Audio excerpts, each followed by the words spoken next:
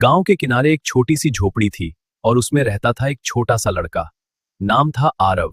उसकी दुनिया में सब कुछ था, बस माँ बाप नहीं थे। उसके पास बस एक तस्वीर थी, माँ की तस्वीर। हर रात वो इस तस्वीर से बातें करता और हर रात तस्वीर उसे देखकर मुस्कुरा देती।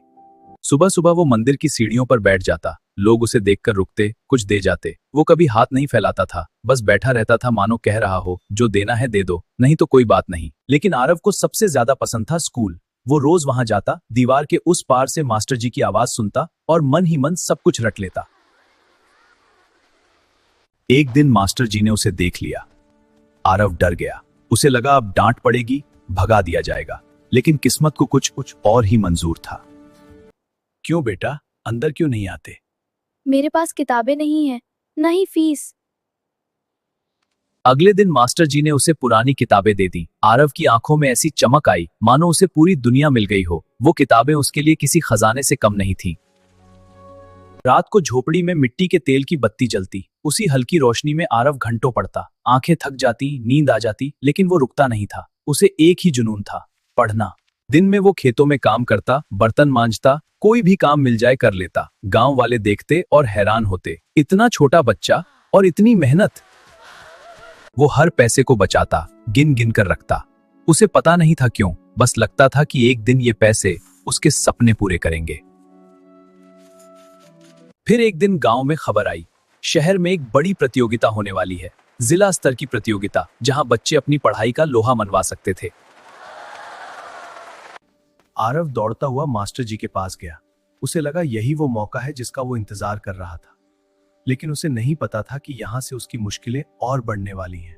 इस प्रतियोगिता के लिए 500 रुपए फीस भरनी होगी। आरव के पास तो मुश्किल से 50 रुपए थे। उसका सपना टूट गया। वह नदी के किनारे बैठ गया। सूरज डूब रहा था, ठीक उसकी उम्मीदों की तरह। उसने सोचा, शायद यही उसकी किस्मत है, शायद वो हमेशा ऐसे ही देखता रहेगा, पा नहीं पाएगा। लेकिन तभी उसे माँ की बात याद आई। बेटा, मुश्किलों में मत रोना, उनसे लड़ना। उसने आंसू पोंछे, मुट्ठियां भींची और ठान लिया, उसे ये 500 रुपए कमाकर ही रहना है। अगले दिन से आरव ने मेहनत की नई इबारत लिख दी। सुबह खेत, दोपहर बर्तन, शाम ढुलाई, रात पढ़ाई। वो रुका नहीं, थका नहीं, झुका नहीं। दिन बीते, हफ्ते बीते, आरव की गुल्लक भरती गई। उसने हर पैसे को गिना, हर रुपए को संभाला। उसे पता था ये पैसे उसके सपनों की नींव हैं। आखिरकार वो दिन आ गया। आरव के पास पूरे 500 रुपए जमा हो गए। वह खुशी से उछल पड़ा। उसे लगा बस अब कोई रुकावट नहीं। मास्टर जी, मैंने सारी फीस जमा कर ली है। लेकिन मास्टर जी के चेहरे पर खुशी नहीं, उदासी थी। उन्होंने कहा, फीस जमा करने की आखिरी तारीख कल खत्म हो गई। आरव के हाथ से गुल्लक छूट गई, फूट गई, पैसे बिखर गए। वह जमीन पर गिर पड़ा, उन बिखरे पैसों को समेटने लगा। उसकी आंखों से आंसू बह रहे थे। इतनी मेहनत सब बेकार। रो मत बेटा, मैं कोशिश करूंगा। मैं शहर जाऊंगा, उनसे बात करूंगा। तूने इतनी मेहनत की है, ये बात उन्हें बताऊंगा। मास्टर जी शहर गए, बड़े बड़े स्कूलों में गए, अधिकारियों से मिले। उन्होंने आरव की कहानी सुनाई, कैसे एक अनाथ बच्चा रात रात भर जागकर पढ़ता है, कैसे उसने 500 रुपए जुटाने के लिए दिन रात मेहनत की। आरव की कहानी सुनकर सबकी आंखें नम हो गईं। उन्होंने फैसला किया, इस बच्चे को मौका मिलना चाहिए। कल की तारीख खत्म हुई, लेकिन उम्मीदें नहीं।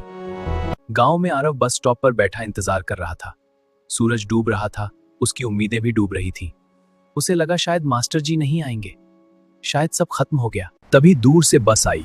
मास्टर जी उतरे, उनके चेहरे पर मुस्कान थी। आरव उठ खड़ा हुआ। उसका दिल जोर जोर से धड़क रहा था। क्या वाकई, क्या उसे मौका मिलेगा? बेटा, कल तुम्हारी प्रतियोगिता है, तैयार हो जाओ। आरव की आंखों से खुशी के आंसू बह निकले। वह मास्टर जी के पैरों पर गिर पड़ा।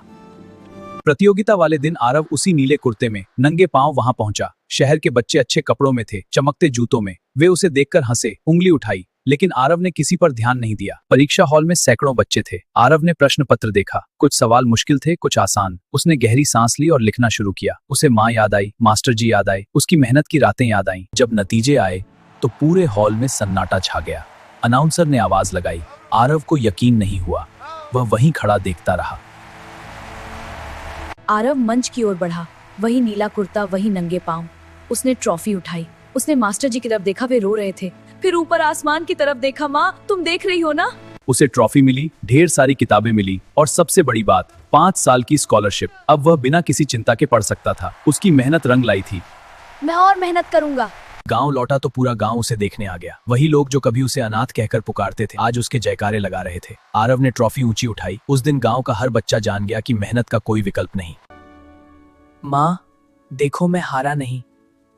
तुमने ये जिंदगी दी थी, मैंने कामयाब कर दिखाई। तुम वहां से देख रही हो ना।